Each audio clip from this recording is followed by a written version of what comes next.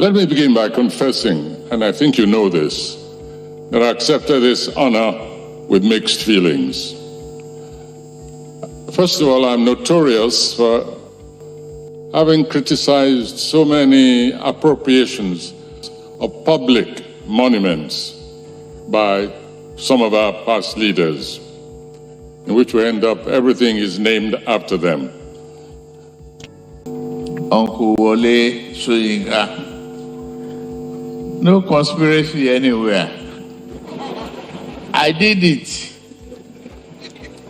When they brought the question of renovation to my desk, I remember the journeys that we had together. We are one of the greatest assets of the world, the continent, and the country, Nigeria. On October 1st, 2025, as Nigeria celebrated our 65th independence anniversary, history was made in Lagos. The iconic National Arts Theatre in Iganmu, long a symbol of Nigeria's cultural pride, was officially recommissioned and renamed the Wole Soyinka Centre for Culture and Creative Arts, following a multi-year restoration. The restored complex preserves its historic silhouette while transforming the interiors into a world-class cultural hub. It now boasts modern performance halls, cinema spaces, exhibition galleries, an African literature library, rehearsal rooms, landscaped grounds, and even direct integration with the Lagos Blue Line Metro Rail system. Governor of the Central Bank of Nigeria, Mr. Olayemi Cardoso, explained that this was no ordinary project. The Bankers Committee, in partnership with the federal government and Lagos State, invested a total of 68 billion naira, describing it as a deliberate investment in Nigeria's cultural future. In 2020, the federal government approved a landmark public-private collaboration, the transfer of the theatre and its estate into a special partnership with the Central Bank on behalf of the Bankers Committee. By renaming the National Arts Theatre as the Wole Soyinka Centre for Culture and Creative Arts in July 2024, His Excellency charted a bold course to place creativity at the heart of Nigeria's Renaissance.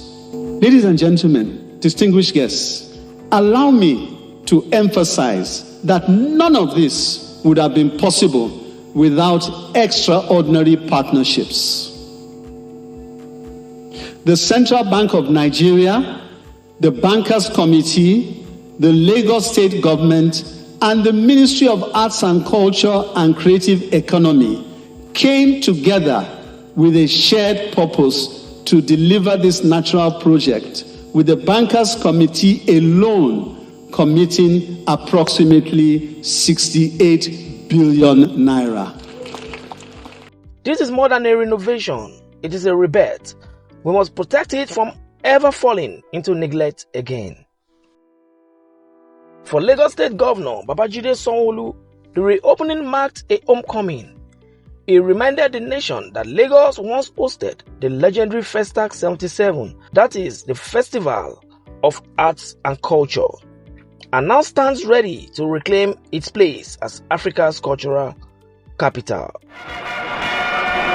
Festac 77, the second World Black and African Festival of Arts and Culture, held in Nigeria, brought together 15,000 participants from over 70 countries.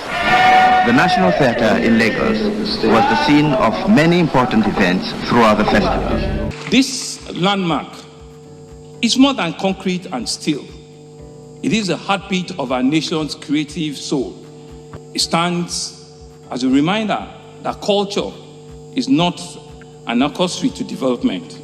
It is the foundation upon which identity, unity, progress are built. Almost 50 years ago, in this same hall, Lagos hosted the Festac 77, a dazzling convergence of Africa and Black voices from across the world. It was here that we showed what was possible when culture led the way, when art became the language of unity, that same spirit lives here today.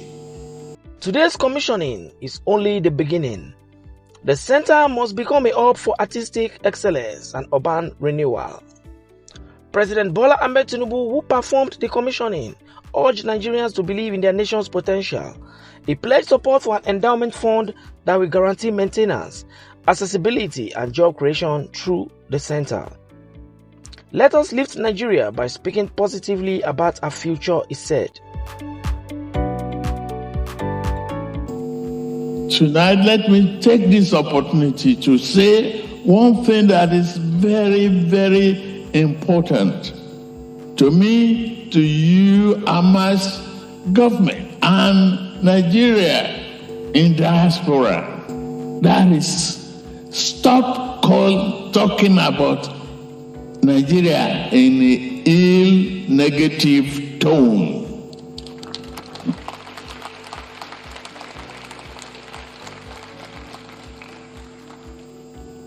This is a country of very proud people.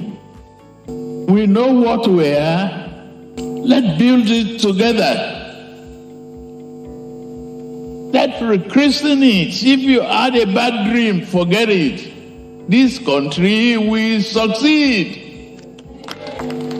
Whether proverb or being, we are one of the greatest assets of the world, the continent, and the country, Nigeria.